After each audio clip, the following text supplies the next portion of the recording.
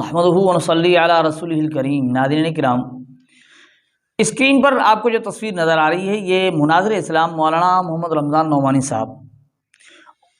مناظر اسلام مولانا محمد رمضان نعمانی صاحب کے بھتیجے جو غیر مقلد ہو گئے، ان کے بھتیجے اب مناظر اسلام اہل سنت والجماعت کے علماء دیوبند میں سے، اور ان کا بھتیجا غیر مقلد ہو جائے تو یہ افسوس کی بات ہے، پریشانی کی بات ہے، اور سوچنے کی بات ہے کہ بھئی ان کا بھتیجا ایک مناظر جو جانتا ہے، جس کے پاس یوں سمجھو حق و باطل کی پہچان ہے، جنہوں نے مناظرے کیے ہیں اور جو غیر مقلد سے بھی واقف ہیں، ان کے ہی بھتیجے غیر مقلد ہو جائیں تو افسوس کی بات ہے، پریشانی کی بات ہے۔ ان کے بھتیجے، یہ آپ کو تصویر نظر آ رہی ہے، قاری محمد اسلم صاحب، اب یہ غیر مقلد ہو گئے، لیکن افسوس کی بات کے ساتھ ساتھ خوشی کی بات یہ ہے کہ دیکھیں بہت کم لوگ ہیں جو غیر مقلد ہو جانے کے بعد پھر واپس حق کی طرف آئیں، بہت کم ہیں۔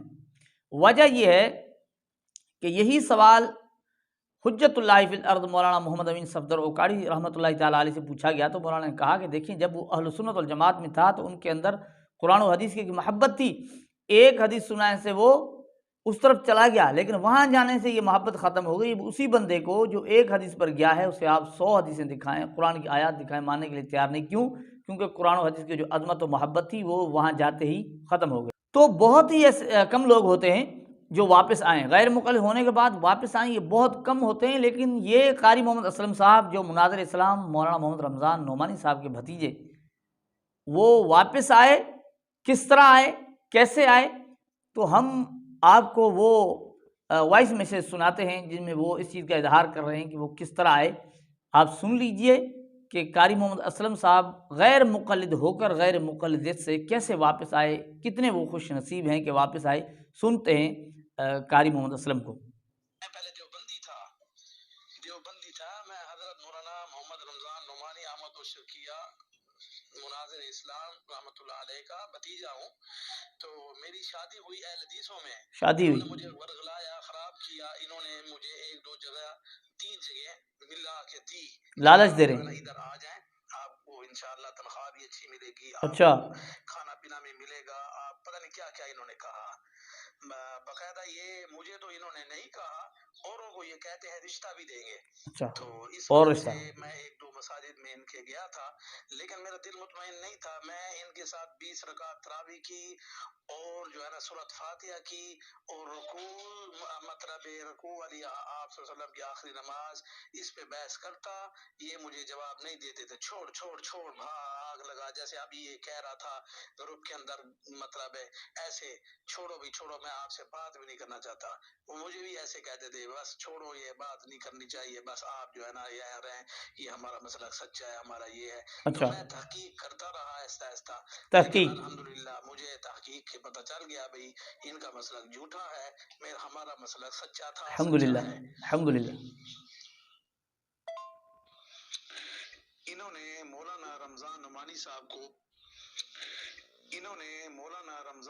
صاحب کو جلال پور کے اندر، خان بیلے کے اندر چیلنج کیا۔ اچھا، غیر تو میں مقلدین نے ہیں۔ حضرت جی کو آ کر ادھر کہا، میں نے کہا حضرت ایسے چیلنج کر رہے ہیں۔ حضرت کی تاریخ تھی، سالانہ تاریخ تھی اپنا حیدرآباد کی، اچھا، تو حضرت نے حیدرآباد والی تاریخ پہلے تو نہیں دے رہے تھے، کافی سالوں سے جا رہے تھے وہاں، لیکن حضرت نے وہ تاریخ مجھے دے دی۔ حضرت نے کہا چلو اسی تاریخ کو آپ جاؤ خان بیلے میں مولانا امین صاحب کے امین العلوم میں بات کرو اور وہاں اعلان کرواؤ، شرط یہی ہے کہ 2 دن اعلان کرواتے رہو۔ ہم نے جا کر وہاں ان کو کہا، انہوں نے کہا ٹھیک ہے، ہمارا وہ ملیر ہے مولانا رمضان صاحب، ہم اسٹیج پر جا کر اس کے ساتھ اسٹیج پہ بیٹھ کے بھی بات کریں گے۔ ہم نے کہا ٹھیک ہے۔ حضرت جی نے کہا ٹھیک ہے، آنے دو ان کو۔ ہم نے 2 دن اعلان کرتے رہے مسلسل خان بیلہ جلال پور کے اندر اور خان بیل کے اندر، تو انہوں نے سنتے رہے۔ 2 دن کے بعد حضرت کا جب ٹائم آیا، یہ جتنے بھی اہل حدیث علماء تھے گھر میں ہی تھے، چھپ گئے۔ تو چھپ گئے، حضرت نے رات کو بھی تقریر کی، صبح فجر میں دوسری مسجد میں 10 بھی دیا، تو جب یہ رات کو نہیں آئے تو صبح درس کے والی جو درس دیا دوسری مسجد میں، اس کے اندر حضرت نے اوپر والے سپیکروں پہ ان کو دھویا، زبردست دھویا. ہاں جی.